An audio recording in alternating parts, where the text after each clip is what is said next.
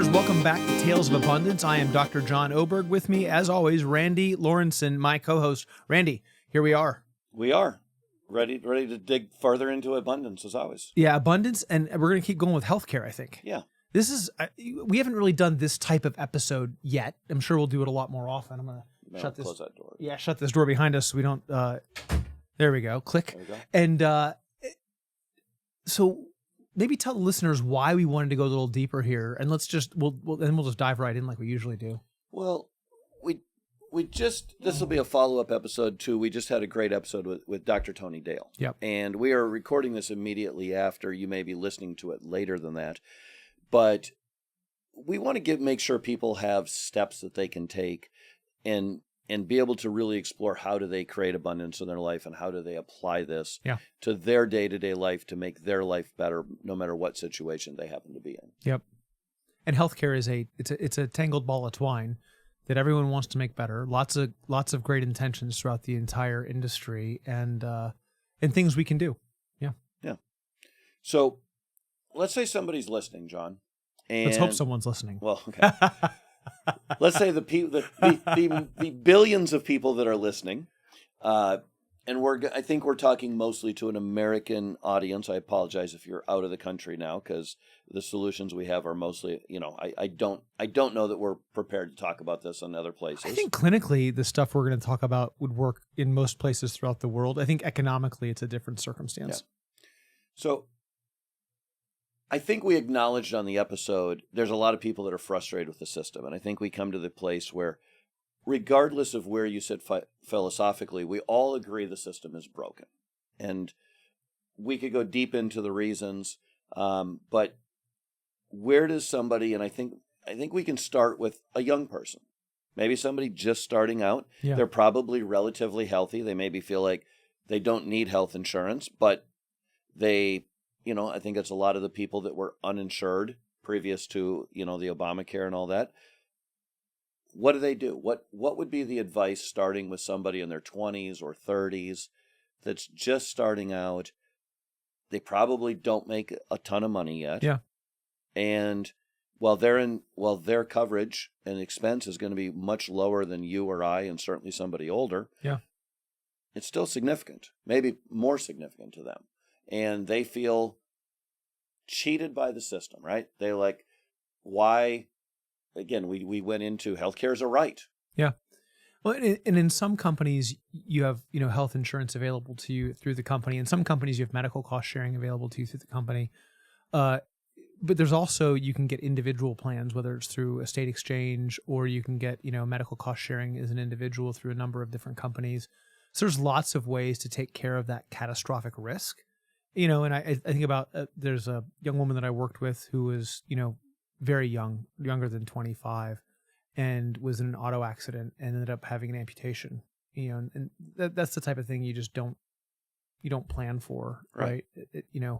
And so, I think one of the important parts about the insurance aspect, the catastrophic, risk mitigation, is having something that if something really bad were to happen outside of your control, maybe, that it doesn't economically impact you as negatively as it could, right? So let's take an example. What would you tell somebody they should consider doing if maybe they're an entrepreneur, maybe they don't work for a company. If their company has insurance, they probably aren't worried about it, right? Maybe. I mean, sometimes that company insurance may be more expensive than going out on someone's own and getting a plan through the exchange that's subsidized in some cases, or maybe getting, like I said, a medical cost sharing.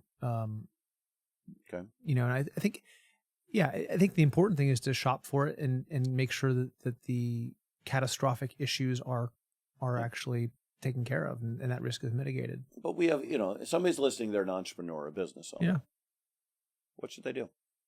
I would say go find an insurance rep who specifically handles small businesses or individuals. If you don't have the time to do all the homework yourself, if you have the time to do your homework yourself, go check out, the different innovative solutions that are next to, traditional health insurance through the company, and check out the exchange and see if you qualify for an exchange plan. And I think, I'd try to look at all the different things, and I put together like, what is there a copay? Is there an out-of-pocket expense? What's the total annual expense if things go poorly? And then what things are excluded from the plan? Okay. So where would be a good baseline for them to start? Like, is there one company, one place? Like, let's talk about that. I am very fond of the healthcare sharing. Yeah, right? medical cost sharing. Sedera is the company I think you're using right now. It's one of the company that I founded with Tony Dale. Look, of course I'm partial to Sedera. I founded the company with Tony. But and we should probably, I don't know if we need disclaimers here, but to be on the safe side, you are on the board still. I'm on correct? the board of So Sedera, the for-profit, was acquired by a company called Health Admins, and I'm on the board of directors of Health Admins. Just to be totally transparent. So you're on the board. You're an investor. I'm also an investor in a much smaller level. Yeah. So we probably should. Yeah. I don't know if it's necessary, but okay, lawyers box checked. Yeah, and it's amazing. Yeah. Check it out. But there's other organizations that also have medical cost sharing, and you can just search medical cost sharing. There's healthcare sharing ministries. If you're a person of faith, you could maybe join one of those. And then there are individual insurance plans as well. And so each state has a state exchange, and each of those state exchanges has likely some type of subsidy. If you're not making a lot of money, that the cost comes down because the government subsidizes that through our taxes. And so I think that it's reasonable, even though I may not philosophically love the way that it's set up or the way the system's set up, I do think it's reasonable that if you're playing the game, that you understand the rules of the game, and then you play by those rules. And so go look at all those different types of care. And there are also some other insurance companies you can look at out there that you may have individual plans available, and you can get kind of high deductible plans that are just for catastrophic care, and then you can wrap other products around them, which is where a broker who specializes in working with entrepreneurs can be really, really helpful in terms of getting somebody the right kind of risk mitigation. Yeah, and I will tell listeners, as somebody that has used Sedera, my company uses it,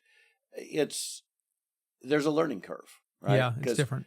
And even for me, I know the first time that, we had to use it, I'd been trained, but I listened, and then I didn't remember when it actually came time to use it a year later. And I just didn't remember to go in and tell them I was a cash pay.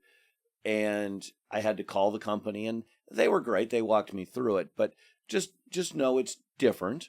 But I think the work and the effort of learning for what I just think it's a much better system. It's certainly cheaper in my experience. And less expensive. Great. But it is Yeah. it is a different process. Yeah. I mean, if we think back to the episode, I love the analogy Tony gave about having your oil changed, and so just going in and saying I'm a cash customer and changing the whole thing. There's a little bit more work to do, right? Yeah. Like it does take a little more work.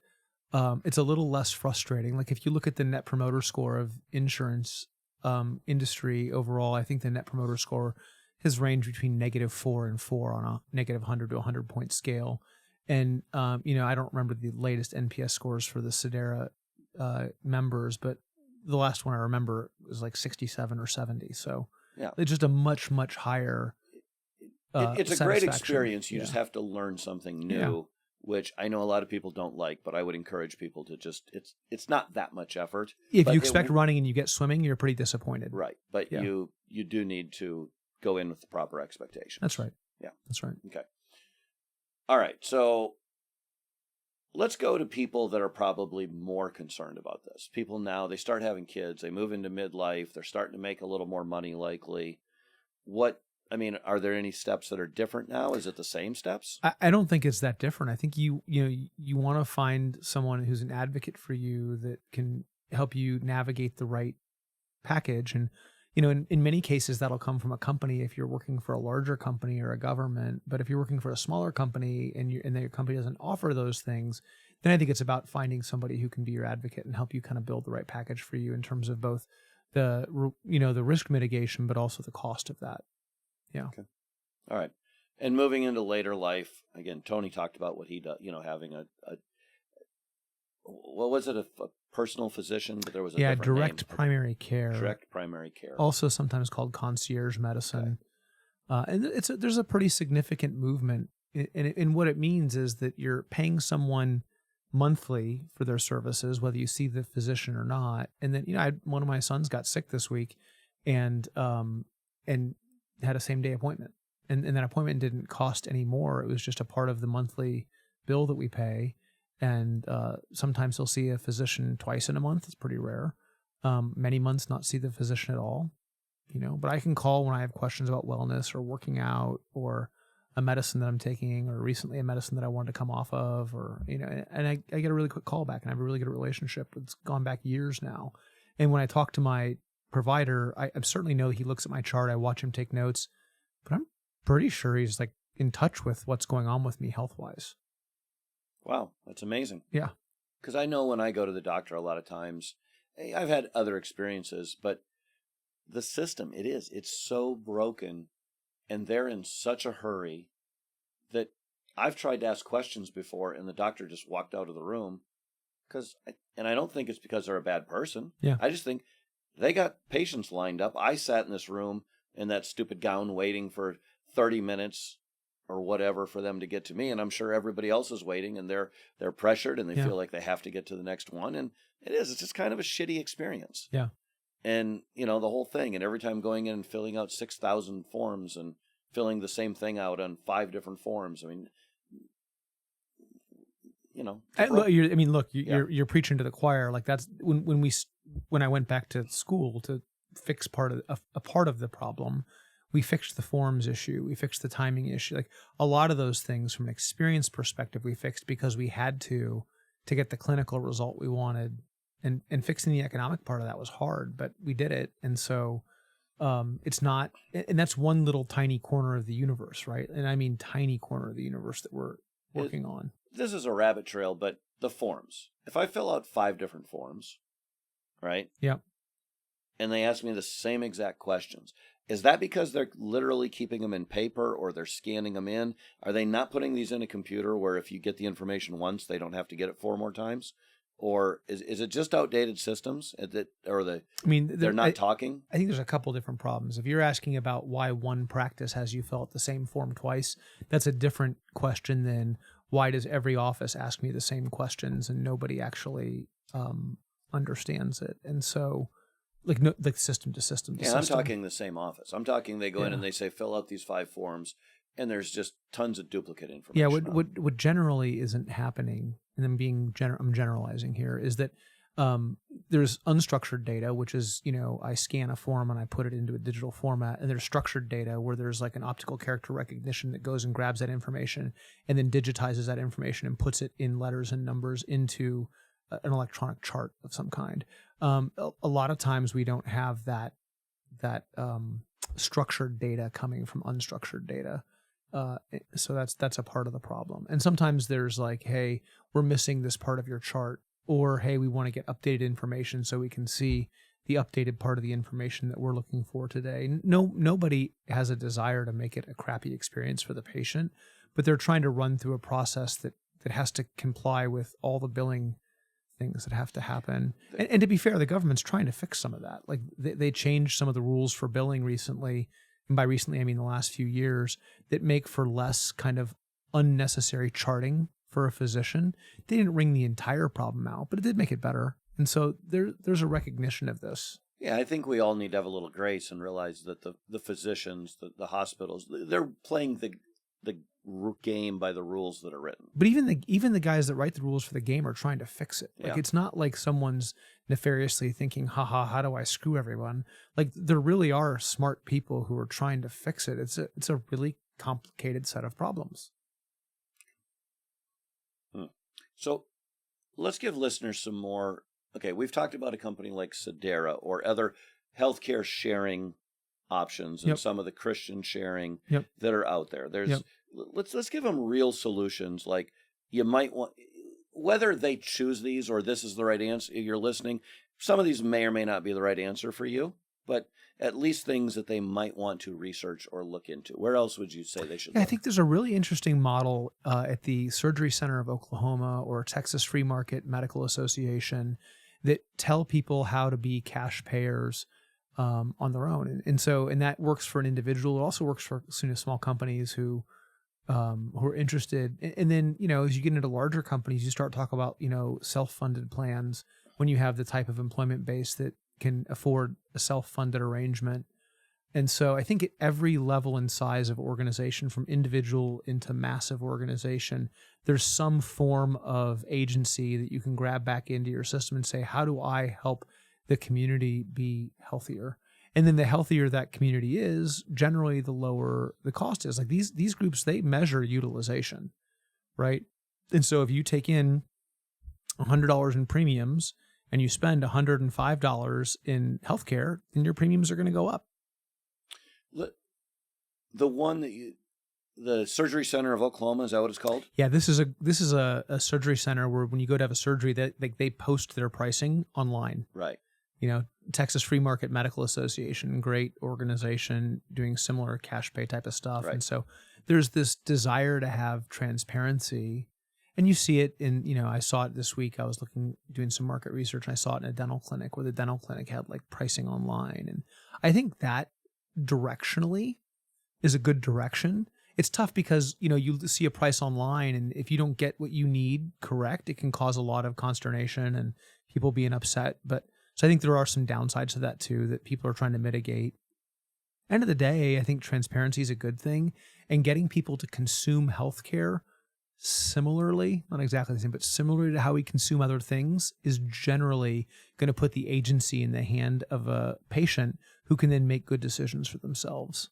Okay. Yeah. Yeah. I mean, it seems insane to an outsider that you would go buy anything and they don't have to tell you what it costs. Like, well, yeah, so the Oklahoma Surgery Center says you have a broken arm, here's what it costs. Yeah, I mean, one of the things we saw with a group that I was consulting for was someone broke their wrist on a Colorado ski mountain, and I can't remember the exact number, but it was on the orders of magnitude of like $80,000 for a broken wrist, which is just insanity. Like that. I mean, almost to the point it made me so angry I was feeling like it should be criminal, which it shouldn't be criminal, but it definitely should be, talked about. Yeah. And so I think, yeah. So at the end of the day, I think, and I worry about this, like with online platforms, not Amazon in particular, but that's where I do a lot of shopping. Like I worry if Amazon sees where I'm price insensitive and they give me higher priced, options for some things than other things. And if that information is being used against me without my knowledge, I philosophically have a problem with that. Yeah. And because if I'm not saying that is happening, if it were to happen, I should have the option to plug in an engine that price shops for me, whether it's manually or, in an automated way. But like manipulation, the definition of manipulation is me having information you don't have and using it against you in a conversation or in a transaction. Like that's the definition of manipulation and market manipulation. If that were to happen, like I think that the regulation should be severe and swift. I mean, I know we're way off on a rabbit trail, but I'm just thinking, at least they have a price, and also, yeah, right? At least they have a price, sure, yeah. And because if you go to a hospital and they don't have a price, it's even worse. And the other thought I had is, here's a business opportunity for somebody. If that's a problem, there's a big opportunity for somebody that could make a lot of money solving that problem. Yeah, and I mean the problem. I mean Marty McCary's book that we talked about very briefly in Tony's episode. There was a chapter on a place in New Mexico. It was a county where I can't remember the number, but something more than 90% of court cases were about hospital bills in that small county. Wow. About the hospital going after patients, and yikes! I mean, just yikes. Yeah, it's interesting. By the way, so as we were talking, I pulled up the Surgery Center of Oklahoma, and I literally Googled surgery pricing. Yeah. And there was a link. The very first thing on there hits home with me. It's Achilles repair. $6,561. Yeah. Is what it costs. I don't know so that one, the reason that hits home is I tore my Achilles 15 years ago or whatever it was, 16, 17, 18 years ago now. And I don't remember what it cost back then, but I guarantee you it was a lot more than $6,561. Yeah. Right. And it's literally got a price for every single thing. I mean, yeah, arthroscopic elbow, 44. I mean, knee, boom, boom, boom. I mean, just the stuff. Yeah. I mean, some of this stuff I don't even know what it means, right? Lap band removal, 6,800. I think that, and really it's about, again, allowing us to be informed consumers of what's happening. Yeah. I've got stories of patients I've talked to clinically where we just had to explain what was happening so that they could make a better informed decision.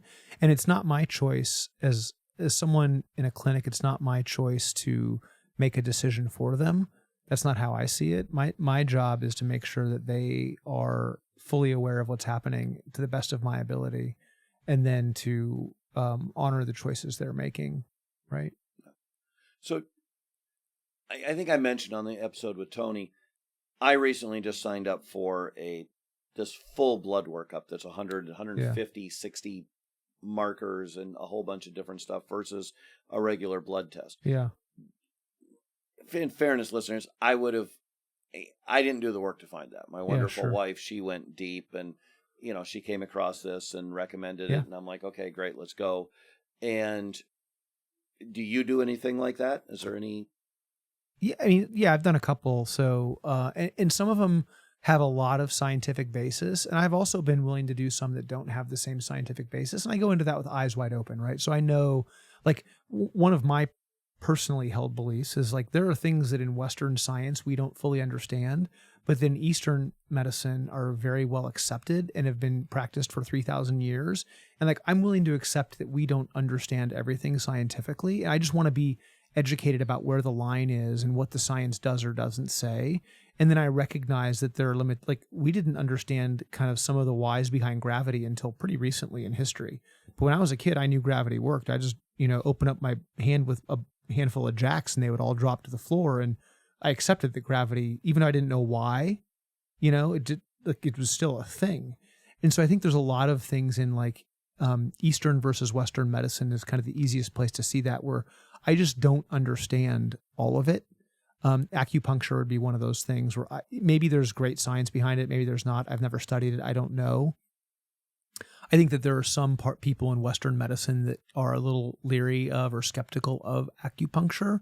My personal observations, non-scientific, just heuristic, are that I've seen people get amazing results and outcomes. Is it placebo? Is it not placebo? I don't know. Does that matter? I don't think so. I believe in science. I believe there's a limitation to what science knows. I know that science changes over time. Like, when I was taking biology early in my life, I think there was like 7 kingdoms. I think there's 8 in biology now, so I can't even help my kids with biology anymore.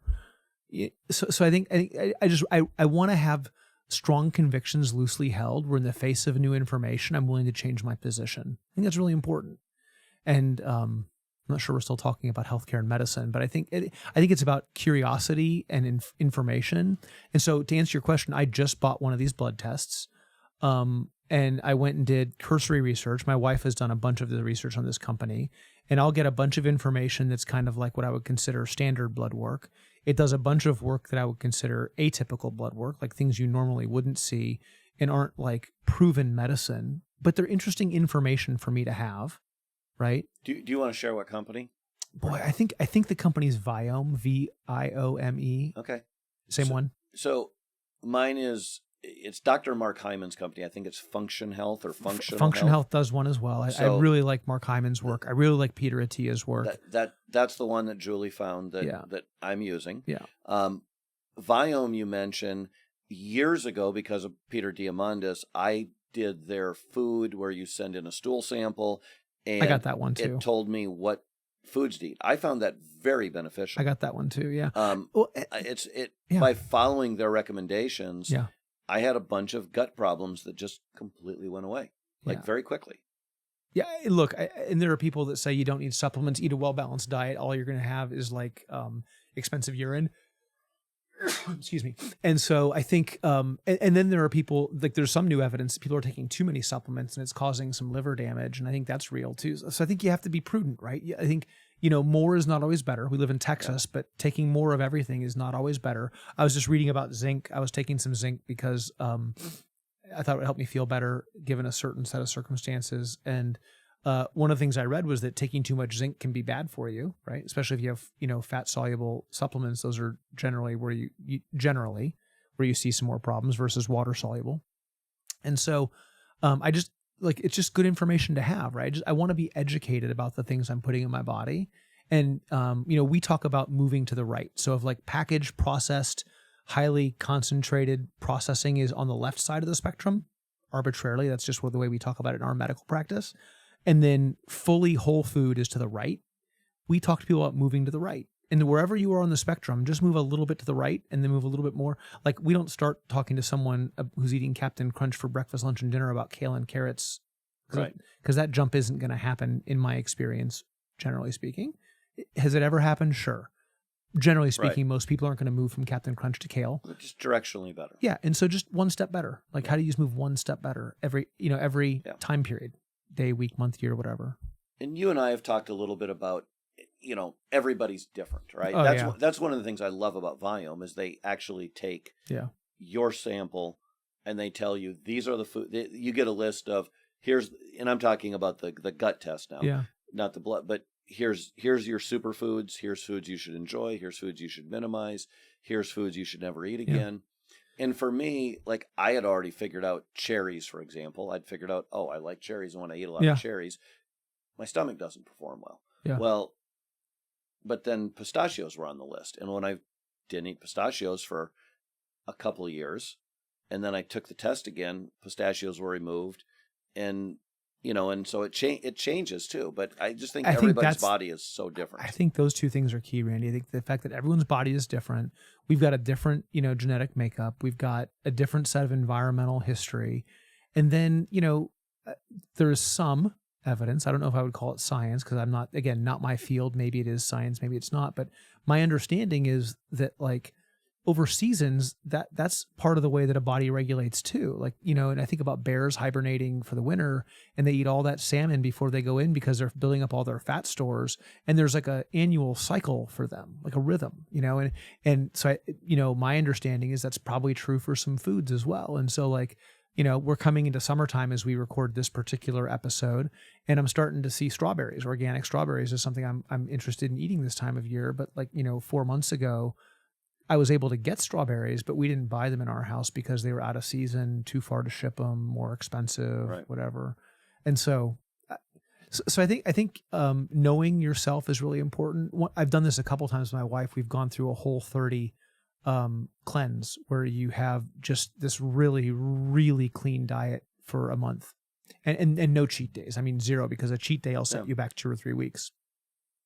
And then once you have that 30 days of kind of really, really clean eating, you can take one thing at a time and only one, and you do it for 2 or 3 days and you see how your body reacts. And if you're really paying attention, it's a great way to figure out without testing, without anything else, what your body's reacting to. And I know people are like, well, I added 2 things at a time. It's well, then you can't tell which one is causing the reaction. I'm guilty of that a lot, right? I'm like, well, I'm going to try this and this, and then I don't actually know which have any which. idea what worked. Or was it a combination, or was it right? Yeah. It's terrible science. Well, and you've got to be it's like if you're not taking your allergy medicine during allergy season, you're not going to do a great job of So I think you've got to be, and again, I'm not saying the Whole30 is for everyone, but I was really curious, and so it really helped to understand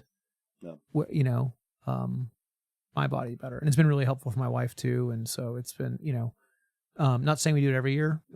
I wish we don't do that. But, and by the way, I think January is a tough month for us because you've got the New Year's, you've got, we were married in January, son's birthday's in January, birthday cake. I like to eat it. So I'm thinking April's a better month for us. When you're doing all this, what are your real goals, your motivators? What are you trying to accomplish by whether it's eating healthy, getting more tests done, getting more information? During the Whole30 or just in general? Just with your health in general. What are your real goals? I mean, for me, I want to increase my health span. I used to talk about living longer, but the truth is it's not that I want to live longer, be alive. I want to live longer and like be alive. Like I want a health span. And I think the first time I really heard that, not that he was the first person that said it, but I was listening to Peter Attia's book Outlive, and he talked about health span. And I know it's been talked about in lots of places, but the idea that you have quality of life for longer is really, really important. Like, that's what I'm aimed at. Is I have some aspirations about what I do in my life. And that requires me to be alive a long time to experience lots of different things. And so I want to be able to live healthy in those ways. And I mean, you saw me at my heaviest, and you've, watched the whole journey and what it's been like. And it's, but it really is about like, what I want to do with my time, what the experiences are. I have a really clear understanding of my why. And that helps me to, and now that I understand what kind of health I have to have. And there's another book that I read recently called Die with Zero that talked a lot about like knowing when you're going to be able to have different experiences in your life. And so it's like, oh, I better travel on this trip while I'm at this age, because when I'm older, that I won't be able to do that, but I will be able to, watch all the Jeopardy that I want to watch. Yeah. For me, I think a lot of it, I'm really convinced that people our age, we have an opportunity to live long, long lives. Sure. Now, I don't know what the oldest person in the world is currently with 8 billion people, but I'm going to guess it's 115, 120, that there's, I think 110. I think 114 was the longest that I've heard of someone living. So, okay, in that range, right? Yeah. I don't think anybody's ever lived.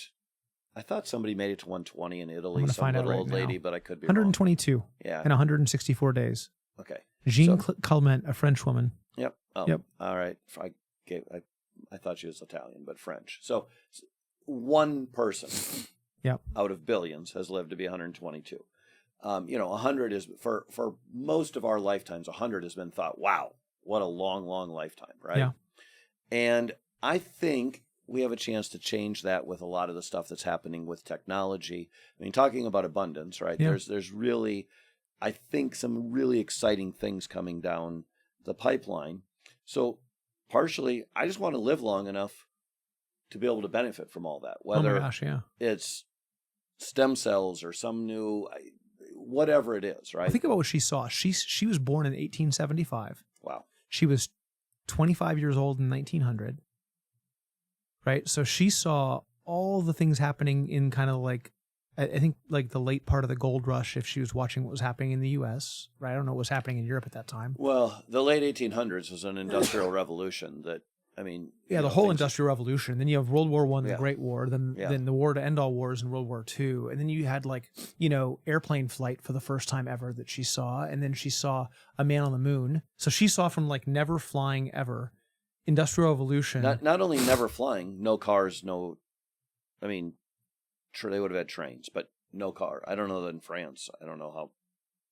I'm assuming. Yeah, I'm assuming. I'm guessing they had trains. Yeah, but I mean, just from like the Industrial Revolution to man on the moon, and then she had 22 years of life after that. Yeah, I mean I think we have a chance to live much longer. I think it's a real thing. Yeah, and. I know you and I have talked about this. I don't know how much we've talked about it on the podcast, but, I'm scared when I hear people they're going to retire. I'm scared for them because so many people retire, and when they stop having that purpose, they stop living and they die shortly after, right? So 5 years is typically the number I hear thrown around. But then I look at somebody, Dan Sullivan, who, I don't know what, he's in his 80s. He's still running his company, Strategic Coach. I believe, I forget his number. He's lived for a long time. For like his number's 156 he wants to live to. Oof. But the saying he says is your future has to be brighter than your past. Yeah. And I think that's amazing, amazing guidance or insight, wisdom, whatever you want to call it. I've never met Dan Sullivan, but I've read his stuff and I've seen his work. And I'll tell you, if he lives to 156, it makes the world a better place. Yeah. Yeah. Yeah.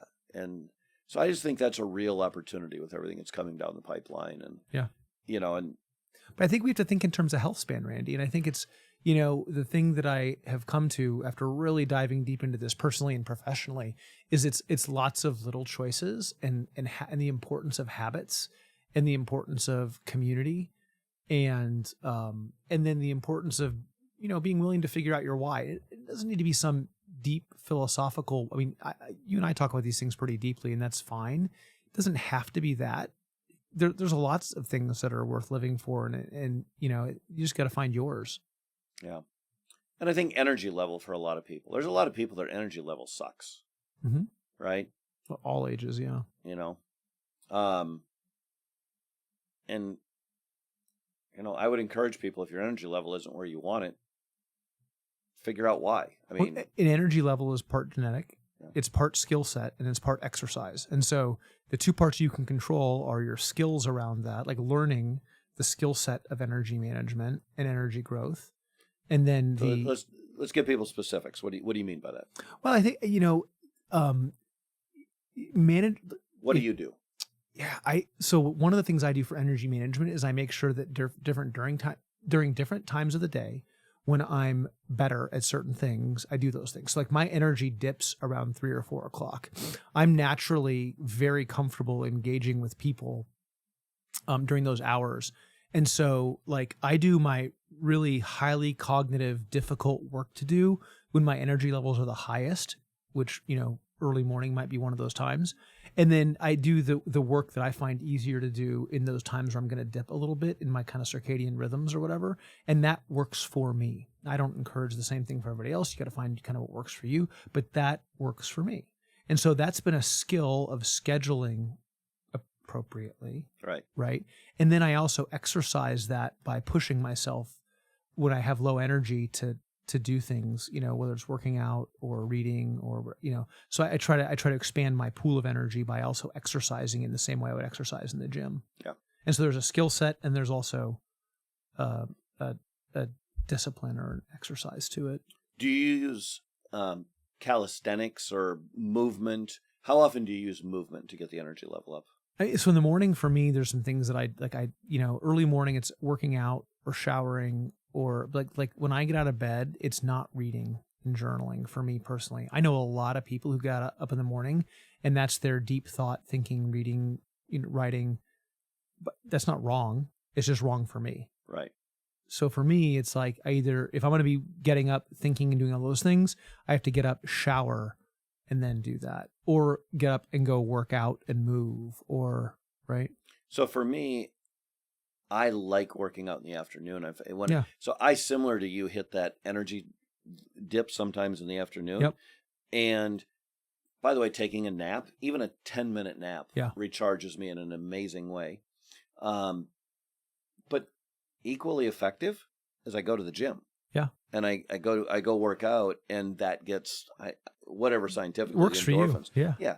But sometimes it's as simple as between calls, I walk outside and I walk around my yard for 5 minutes. I've got a little mini tramp. You've seen me on calls. You've been like, Randy. That's a trampoline, listeners. Yeah. Can you quit? So I have a standing desk, and I will, if I start getting tired, or just to get exercise, because, you know, what's the saying? Sitting is the new smoking. And I don't know if it's that, but it's not great for us sitting all day. If you ever on a call with Randy, by the way, he's on his mini trampoline, just for me, Dramamine helps. Yes, I have. I try to not jump. But even just standing on it and moving around, and, I've got a balance. Yeah, I don't know what you call them, those little half balance things, and just anything to get a little blood moving. That's great. Stretching, whatever, is very effective for me.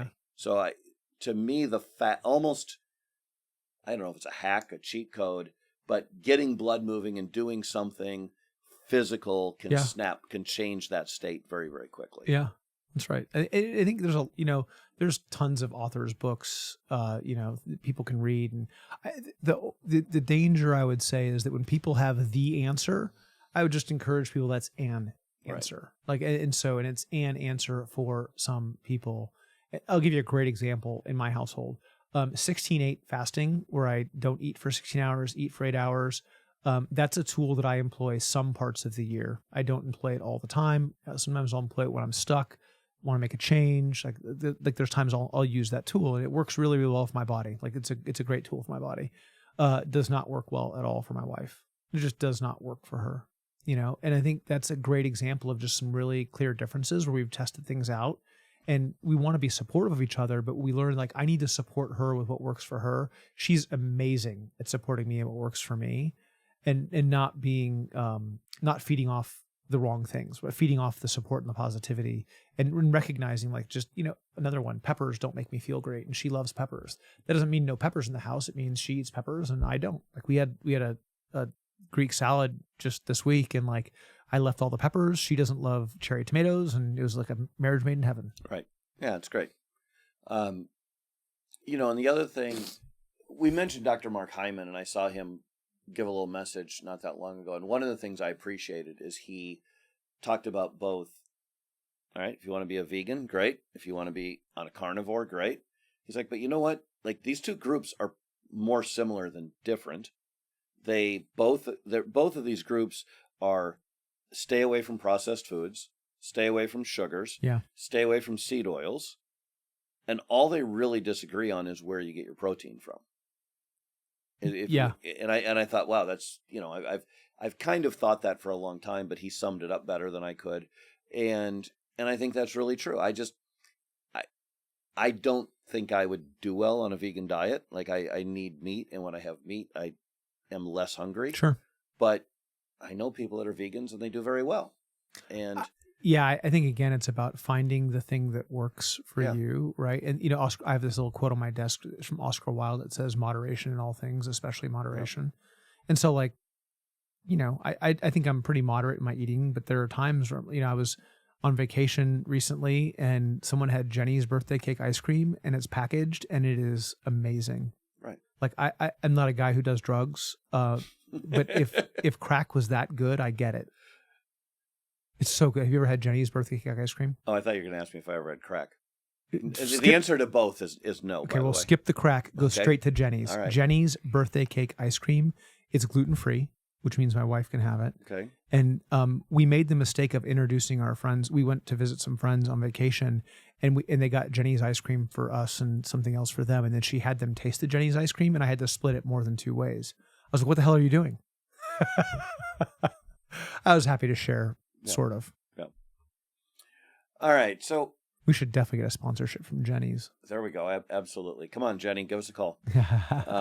So let's go back a little bit to, because I'm sure there's people listening, or maybe they've turned off by now, that they feel left behind by the healthcare system, right? Because they're going, well, you said you got health insurance, and then you pay for this other $500 test and this other test, and that's great. And you're talking about living to be 200, and you have all this abundance, but not the vast majority of patients that I deal with, though. But we feel, left out. Healthcare is a right. Why should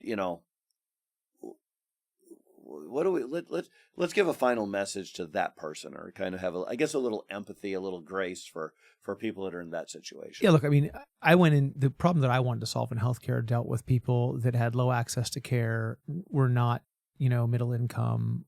There was less than middle income. They were kind of being left behind by the system. And so for those people, I think it's again, it's that next one step.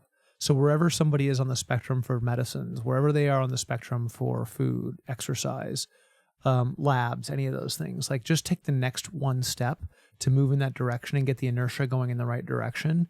And like, I didn't start my healthcare journey with Viome and, fecal testing and all those things. Like I started with like, I just need to get moving. Right. I was talking to a patient recently and they were like, gym, exercise, work. I was like, I don't need you to work out. I just need you to move for 10 minutes. And I don't mean get sweaty. I literally just mean move for 10 minutes. Like, oh, I could do that. It's like, yeah, that's great. And let's check in a couple of days and see how it feels. And you might be tired, and we just got to keep you moving, right? Start with 10 minutes a day, and let's get you to 30 minutes a day in 3 10-minute spurts. And like, that means like walk to the mailbox and back for 10 minutes. Yeah.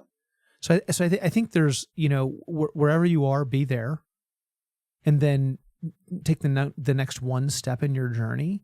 And look, as frustrating as the healthcare system is and can be, everyone can take the next one step. And that's a little less frustrating because it gives you some semblance of control about what you can do. And so I think you get what you focus on. Yeah. And if you're frustrated and you want to talk about that frustration, then you get more frustration. But if you're grateful for the fact that we live in the greatest medical time in the history of mankind, we're living a long time right now, although we're seeing, longevity decrease in some first world countries, including the U.S. In some segments.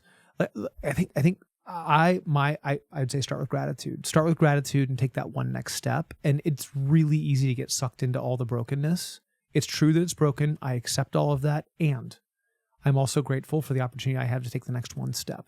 And even people who are in like really serious poverty in our country are still living better than some parts of, emperors and kings of history. And so in no way am I minimizing the difficulties they have. They're real. And there's still a one next step. Yeah, I agree. I think a lot of it comes down to just deciding to take control of your journey, right? And controlling what you can.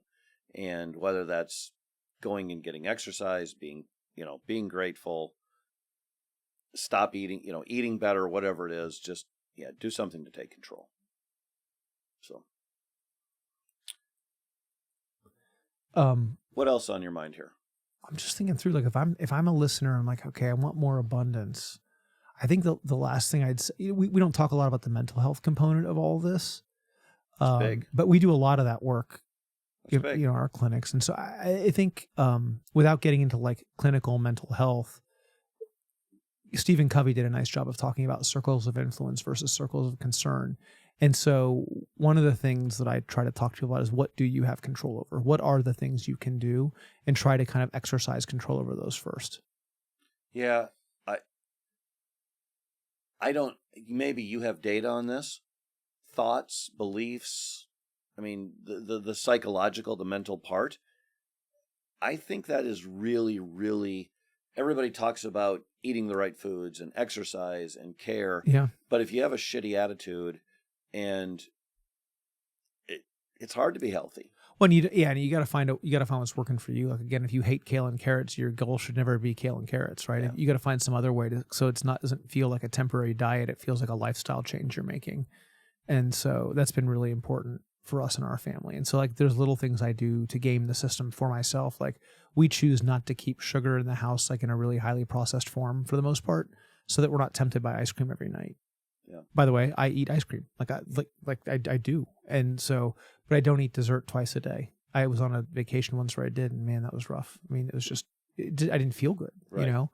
And so, to me, I'm starting to view sugar more like I view alcohol, which is like, there's a consequence for me drinking too much alcohol. I learned that in my 20s, and I don't drink a whole lot of alcohol now, but I drink alcohol. Like, someone, I was joking with, Dr. Dustin Williams, who's the chief medical officer for our medical practice, and someone asked about wine. He's like, I drink alcohol.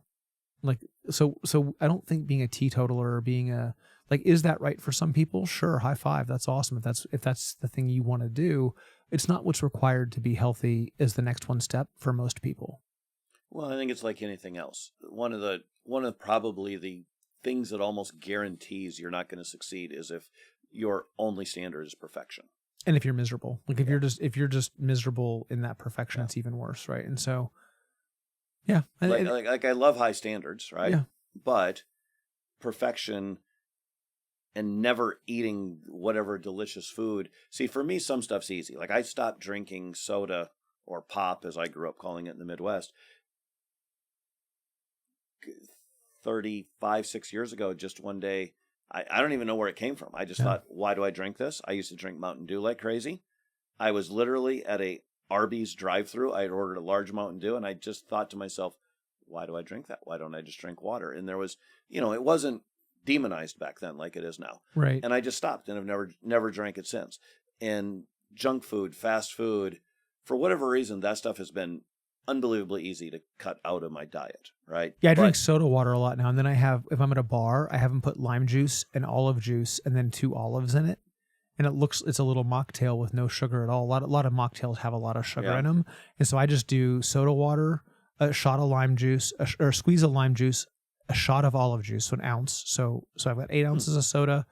I've got salt in there because I love salty things. That way I don't need to eat like chips or whatever while I'm there, because I still love chips, even though I don't want to eat a whole lot of them. And then I put olives in there so I can have something to snack on, and I love that drink. And, my friends they chuckle, they know it's coming, but it's like squeeze a lime, ounce of olive juice. I actually should try that. It's great. I like it. Yeah. I'd probably like that.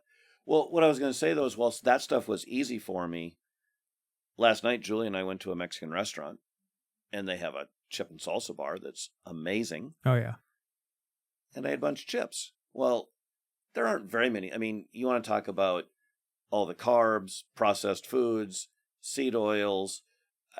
It had it all. Very few things could be worse, right? Yeah, but great. And I thought about it. I thought, oh, I should skip the chips, but I didn't. It's just for whatever reason, that's it's easy for me not to go McDonald's. It's easy for me not to have a Mountain Dew or a Snickers. But by the way, there goes a whole bunch of sponsors. Yeah. But the chips and salsa is really, really hard for me to say no. Almost impossible. Yeah, look, like I said, all things in moderation, including moderation, right? Yeah. And so I think, a life well lived has to actually be lived. Yeah. So I think that's important. So, well, coming out of this today, I'd say, the things I hope a listener gets to is agency in healthcare matters a lot. It's around your providers, your lifestyle, and and do the little things, right? And we do have control of a lot, and it's easy to be frustrated about the bigger picture. And I think it's really understandable. But if that draws you into a funk, like just, tighten the aperture on the picture, make it a smaller picture so you're frustrated about less, because if you can't do anything about it, it's more frustrating. And then talk about and spend energy on the things you can do something about. Yeah, I ask you that question all the time, right? Like we're talking about philosophical things like, Randy, what can we do about it? No, it's, by the way, with the chips, I'm just thinking, at some point I stopped. A few years ago, I would have eaten double or triple the amount of chips that I did. Sure. So I guess I've made progress. When I say I can't. Drinking a lot of water so you're less hungry, eating slower so you're less hungry. Yeah. That's what these GLP-1 drugs do, is they make you think you're not as hungry. And so there's a lot of things that can be done to kind of, smaller portion control for sure. But focus on what you can control. Yeah. And just small improvements. You don't have to shoot for perfection. If you're 1% better today and 1% better, whether it's tomorrow or next week, you're moving in the right direction. And if you're 1% worse the next day, then just go back to the direction the next. Like, it's okay. Yeah. Good. Jenny's ice cream is all right. All right. Once in a while. I'll come on, Jenny, give us a call. Salted caramel. There you go. Birthday cake. All right. Well, let's wrap this thing up. And I think this has been a good episode, and hopefully listeners got some tips and some takeaways and things they can do to live a more abundant life. And again, subscribe, listen, tell your friends, download, give us comment, feedback, whatever. Yeah. All of that is a blessing. Thank you, listeners. Check out the website, talesofabundance.com, for other tools, etc. And we're going to get some lunch. There you go. All right. All right. Thanks, Randy. Bye.